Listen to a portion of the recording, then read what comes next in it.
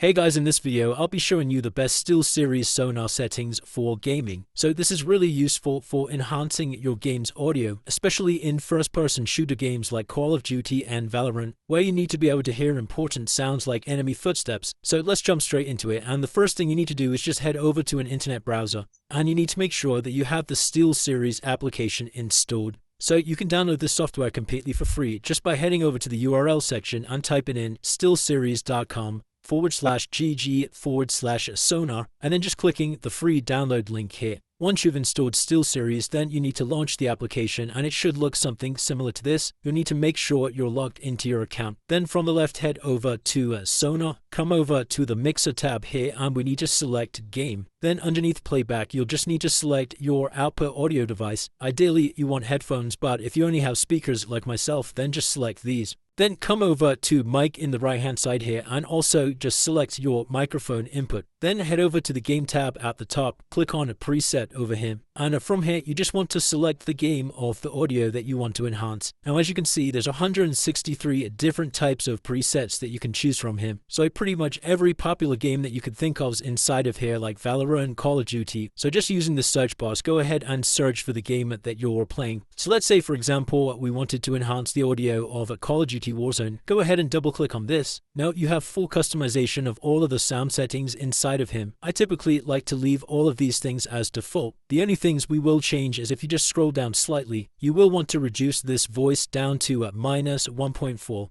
Everything else we can leave as the same. Then come down to spatial audio and you actually want to turn this on. Choose between either headphone mode or speaker mode. Ideally, we have headphones connected and you can select that.